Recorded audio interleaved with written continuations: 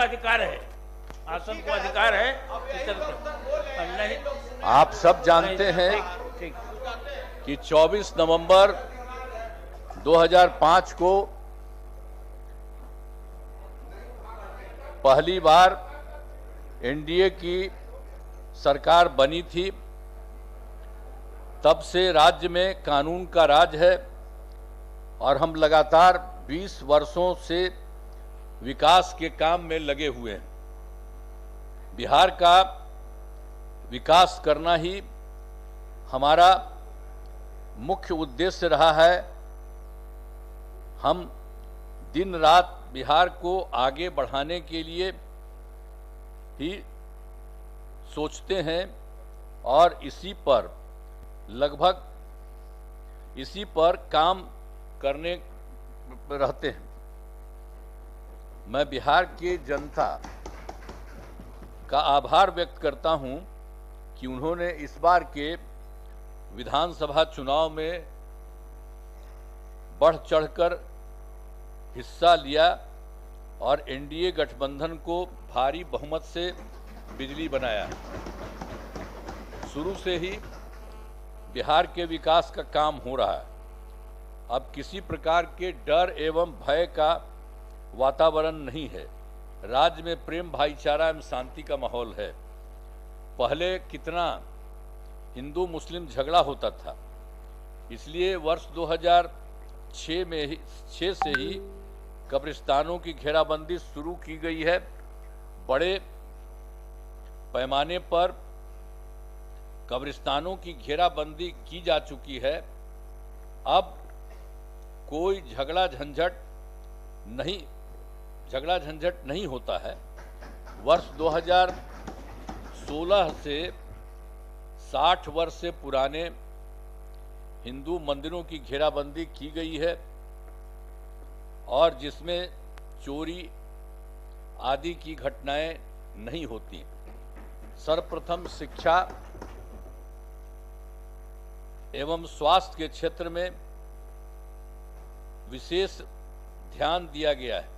हम लोगों ने बड़ी संख्या में नए स्कूल खोले और नियोजित शिक्षकों की बहाली की।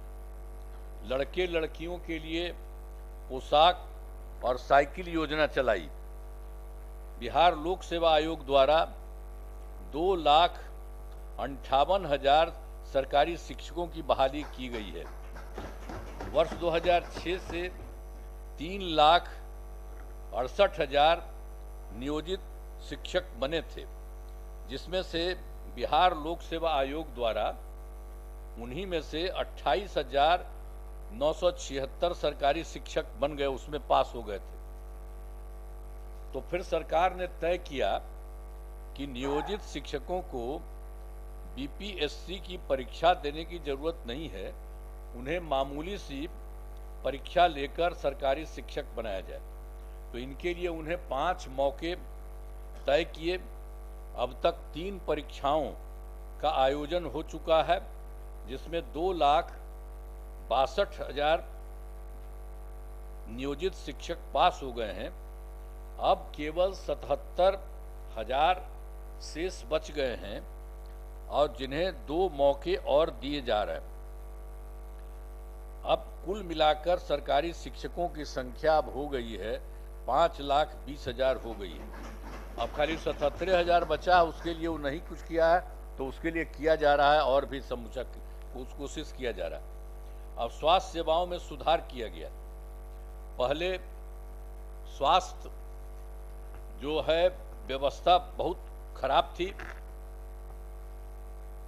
प्राथमिक स्वास्थ्य केंद्र में इलाज के लिए प्रति माह मात्र 39 मरीज ही आते थे। पहले वाले जो पहले सरकार थी उस समय का यही होता था, आते थे, यानी प्रतिदिन 1 या 2 मरीज आते थे।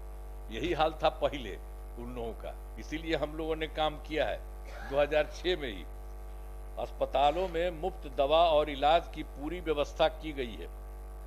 अब प्राथमिक स्वास्थ्य केंद्र में हर महीने औसतन 11,600 मरीज आते हैं। पहले मात्र 6 मेडिकल कॉलेज पहले थे और उन लोगों को नहीं बढ़ा था, पहले ही से था। तो इन लोग का इतना दिन था, कभी कुछ नहीं बढ़ाया था। तो मेडिकल कॉलेज जिनकी संख्या उन लोगों को हम लोगों ने कर दिया है 12, और उसके अलावा और हर गार के लिए कर रहे हैं सभी जिलों में 47 में। तो नए मेडिकल कॉलेज बनाए जा रहे हैं और जिनके शीघ्र पूरा किया जा रहा है। बाकी सब उतना तो कर दिया था 6 से 12, अब बाकी समूचा जगह पर करा दिए हैं और वो तेजी से काम हो रहा। अब उसके अलावे पहले मात्र 6 मेडिकल कॉलेज थे, आज जिनकी संख्या अब 12 हो गई है। तो हम लोग बता ही दिए आपको कि उतना हो गया और बाकी उसके अलावे कर दिए। तो पटना मेडिकल कॉलेज और अस्पताल को 5400 बेड तथा अन्य 5 पुराने मेडिकल कॉलेज को 2500 बेड का किया जा रहा है। साथ ही IGIMS से ही देख ले लीजिए, सब लोग जो पहले वाले था, जो सबसे पहले उन लोगों का था 6, तो उन 6 लोगों का भी तो आप जानते हैं पटना मेडिकल कॉलेज अस्पताल का कितना हम शुरू से जा करके कितना उसका विस्तार किए और सब कुछ हो रहा है और उनका हम लोगों ने तय कर दिया है